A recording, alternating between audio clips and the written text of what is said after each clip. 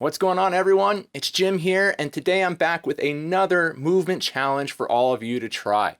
Now, I hope you're enjoying trying these movement challenges and learning more about how to move better and some really cool things that we can do in different exercises and challenges, because it's a lot of fun for me to put these videos together and share them with you, so I hope that you're enjoying them. All right, now today's movement challenge or exercise, whatever we're calling it, is very similar to one I just recently posted, which was all about deep gluteal fiber activation around the hip, where we talked about enhancing things like proprioception and co-contraction of the muscles involved with hip movement. So I'd encourage you to watch that one to learn a little bit more about what we talked about in that one. I'll put a card at the top of the video, just click on it and then you can watch that one. So we're going to take those principles and we're going to apply them to today's exercise or movement challenge, because it's very, very similar, but it's just done a little bit differently. Now, in addition to that, there's also some rotational control that we're bringing into today's movement, which makes it really challenging. And this movement has 3 different difficulties or levels that you can do when it comes to trying the movement. Now, that's great because we're all starting kind of at different areas when it comes to learning how to move better and control our bodies better with movement. So level 1, level 2, level 3, there's different ways that you can challenge yourself. Now, I'm going to quickly show you level 2, and if you want to really watch me struggle on level 3, then stick around and keep on watching. But here's a quick demonstration of how the movement works, and then we're going to break it down with more detail. So what you're going to notice here, as you watch me slowly and in a controlled manner rotate from left to right, is that I'm really having to work hard to fight for that control. You're going to see those hips and that spine kind of wanting to wiggle and move around a little bit. And so what I'm doing here is, in this position, I'm asking some of these deep hip and spine muscles to really have to work hard and wake up in order to help me produce this movement without falling over or losing my balance.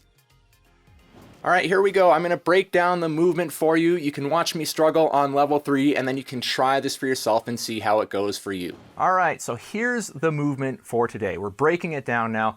Remember, all you need is something comfortable to support your knee on, and the softer the surface is, the more challenging the movement becomes, because now you're more unstable, and so that's a good thing. So the movement takes place out of a position that we call the half-kneeling position. So a half-kneeling position just refers to one knee being down on the ground while the other knee is up. Now, in this case, this is called a right half-kneeling position, but if I was to come down so that my left knee was down, we would call that a left half-kneeling position. That's just extra free bonus material for you guys. I don't expect you to know that, but it's there to learn if you want to know more about it.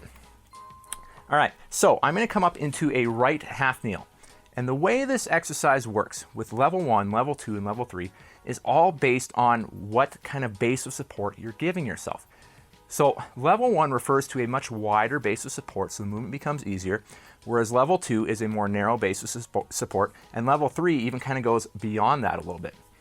So here's how it works. Level 1 is anything where your base of support is wider than your back heel being in line with your knee. So this is level 1, whether it's here or here or here. You can play around with it and just pick a base of support that's appropriate for you as you do the movement challenge. Now, level 2 is going to be your heel is actually right behind your knee. So we're kind of in this what we call tandem stance or tandem position, where we're just kind of on this single line for our base of support. That's level 2. That's much more challenging. And then level 3 is actually going to cross that midline where the knee is, and I'm actually going to move my foot over. Now, I don't necessarily want to move all the way over here, but just over enough that I'm cross that midline. This is where it really gets kicked up a notch.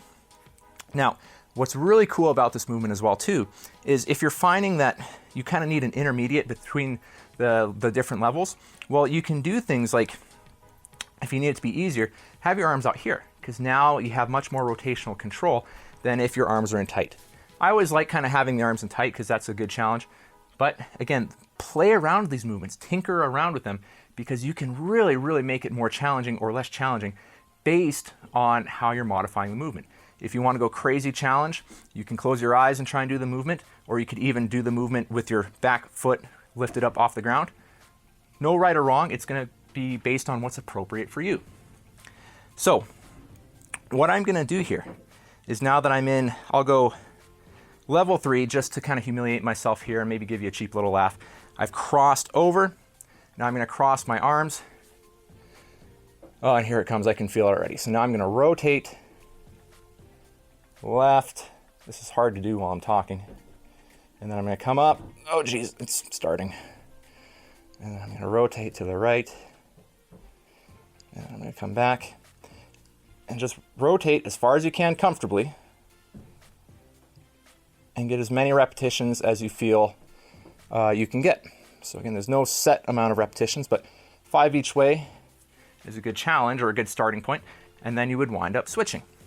Now, in terms of what's happening here, we're getting the same things that we mentioned in the other video. We're getting hip proprioception, we're getting co-contraction around the hip. We talked about those in the other video. Another thing that's happening here is we're actually getting that rotational control around the spine. So these deep spinal muscles are really having to kind of control the movement to prevent a lot of this and that from happening. So deep muscles like the multifidi and some other ones really kind of firing up, and we're enhancing what we call motor control and kind of stability around that rotational movement. So this is the movement here. Give it a try, play around with it. Fun challenge to do. Just make sure it feels good and you find the appropriate level for you, but really fun one to try. I hope you guys have a good time trying it out. So now that you've seen the movement and you know the different levels of difficulty and you've learned more about what this movement is doing, I'd encourage you to go give it a try. Start with level 1. If that's too easy, go to level 2 and then try level 3 if it's appropriate for you. And again, if that's still too easy, you can kick it up a notch. There's always ways to progress exercises or regress them to make them even easier. If you want more of a challenge, do things like close your eyes or lift your back foot off the ground so it's just your knee and your front foot as you do the rotational movement. All sorts of fun ways you can go about making this exercise appropriate for you. So that's it for the video. I hope you guys are having fun watching this and getting something informative out of it. I hope that you're having fun trying these movements as long as they're appropriate for you and you're comfortable trying them out. These are great things to do. It's fun to have a good challenge and learn how to move better and control your movement as well. So let me know how it goes for you. Leave a comment in the comment section below, or if you have other exercises or movement challenges that you like to try, I want to hear all about them. I'll try them myself. Leave them in the comment section below because it's so much fun to interact with you guys where we can all kind of learn and discuss these things together. And last but not least, if you guys are finding these videos and this content helpful in any sort of way, whether you're finding it informative or educational or enjoyable, please hit the like and subscribe button. That just helps me to grow the channel and keep getting more content out there to an audience who could further benefit from learning how to move better and how to feel better and all about the world of physical therapy in general. That would mean a lot to me, so please hit the like and subscribe button if you haven't already done so. That's it for the video. I hope you're all doing well. Give the movement challenge a try. I want to hear how it's going for you. I'm looking forward to seeing you guys in another video. So take care of yourselves, and then I'll see you in the next video.